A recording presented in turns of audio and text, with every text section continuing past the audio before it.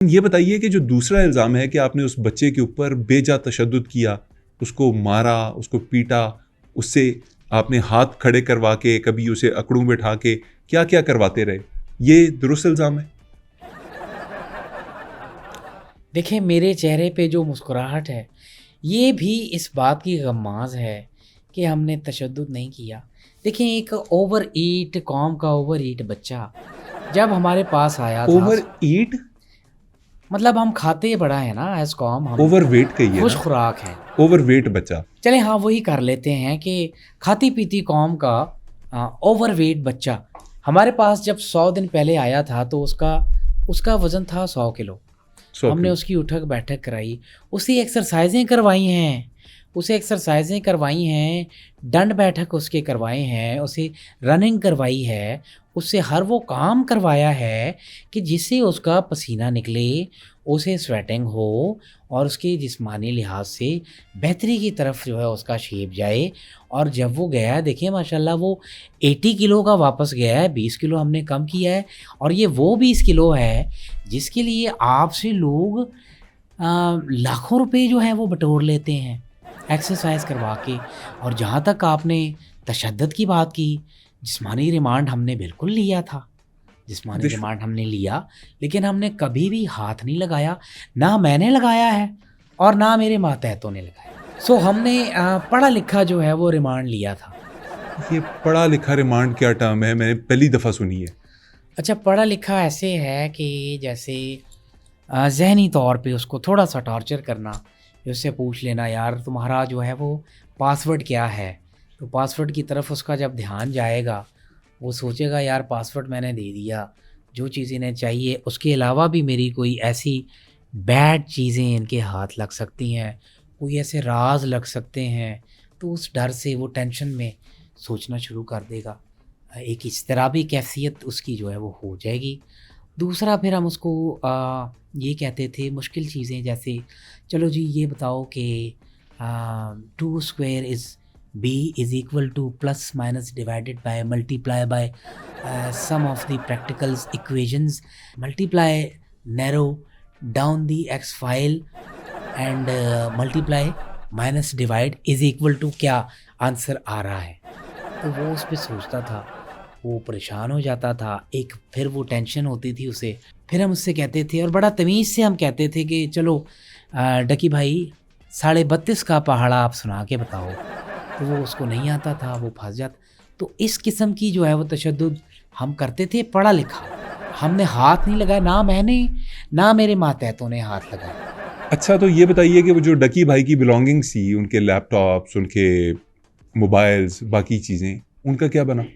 यानी आप ये पूछ रहे हैं कि उनमें से क्या निकला है? नहीं, मैं ये पूछ रहा हूँ कि वो उनको वापस कब की जाएँगी? नहीं, वापस तो देखें, ये वाली बात तो जो है वो बाद में आनी है। लेकिन सबसे पहले मोहम्मद अली ख़ान साहब, बसद एहतराम के साथ, क्योंकि आप आला पाए के एक सहाफ़ी हैं और आपका एक नाम है, आपकी एक क्रेडिबिलिटी है, और माशाल्लाह मैं तो, मेरे लिए ये सहर अंगेज़ गुफ्तगू आपकी मेरे लिए बायसे खुशी और बायसे मज़ा है। जो बिलॉन्गिंग्स हैं उनकी, उसमें हमने बिल्कुल चेक किया, हमने डाटे चेक किए, हमने फ़ोन्स उनके क्लियर किए। लैपटॉप जो है वो मेरे पास रहा, तो लैपटॉप में से जो चीज़ें थी वो ठीक थी, वो उस तरफ इशारा दे रही थी कि आगे भी इन फ्यूचर कि ये कोई कहानी कार्रवाई, कोई बैटिंग कुछ करेंगे। क्या निकला उनके लैपटॉप में से? ज़रा बताइएगा, तफ़सील मैं नोट करना देखिए, चाहूँगा। लैपटॉप के अंदर गेम ऑफ थ्रोन्स का सीज़न 9 वो मैंने पूरा देखा। गेम ऑफ थ्रोन के तो 8 सीज़न थे, उसका 9 कहाँ से आ गया? फिर शायद मैंने कोई और देखा हो। इसके अलावा एक दिल जले की मूवी थी अजय देवगन की, वो थी। और उसमें मैंने देखा कि अजय देवगन ने जो बस अगवा की थी, जहाँ पे वो सारे जो अगवाकार उनको लेके आए थे पब्लिक को। अच्छा, उन अगवाकारों में जो एक लड़की थी जिसने अजय देवगन को प्रपोज़ कर रही थी उसको, अजय देवगन को। लेकिन अजय देवगन की मुझे एक बात समझ नहीं आई कि एक लड़की आपको प्रपोज़ कर रही है और आप उसे इग्नोर कर रहे हैं, या आप उसको जवाब दे दें या फिर उससे आप जवाब दें कि हाँ ठीक है। तो इसका डकी भाई से क्या ताल्लुक है? मतलब ये मैंने मूवी देखी है, ये मैं देखें, ये उसके लैपटॉप में थी जो मैंने देखी है। अच्छा, फिर लास्ट जिस पे हमें बिल्कुल पक्का एक फर्म शक हो जाता है ना कि यार हाँ, ये काम जो है ये करने वाले हैं, हो सकता है मुस्तकबिल में हो, वो लीड जो हमें मिली वो थी मनी हाइस्ट का पूरा सीज़न। सर देखिए, मनी हाइस्ट एक ऐसा सीजन है जिसे करोड़ों लोगों ने देखा है। इसमें अगर वो डकी भाई के सिस्टम से निकल आया तो इसमें क्या बड़ी बात है? अच्छा देखिए, मैंने भी आपको करोड़ों की, अब मेरे आपको 8 करोड़ जो मैंने उस पे कुत्ते की रेस पे लगाए थे, उस पे आपको एतराज़ है और डकी वाले मामले पे आपको एतराज़ नहीं है। देखिए, ये भी हमारे माशरे में थोड़ा सा एक डुअल फेस मेरे ख़्याल से मैं समझता हूँ। लेकिन मैं चूँकि आपकी बात नहीं, मैं ओवर जेनेरिक मैं एक बात कर रहा हूँ कि यार हम लोग इतने बुरे क्यों हो गए हैं, इतने ज़ालिम क्यों हो गए हैं, इतने हम नेकियां क्यों नहीं करते, मैं अपनी आप की बात नहीं कर रहा, मैं सर ये कैसी, जनरल सर बात। एक सिंपल सी बात बताइए, ये कैसी नेकी है कि खुद को आप गंदा साबित करके आपने अपने ऊपर कचरा डाल के अपने आप को आप साबित कर रहे हैं कि मैं सफाई करने निकला हूँ? अच्छा, आपका ये सवाल सुन के मैं यकीन जाने कि मुझे कोई भी परेशानी नहीं हुई। देखिए, मैं नॉर्मल फेस है, हाँ नॉर्मल तो है, रिलैक्स्ड फेस है, बिल्कुल।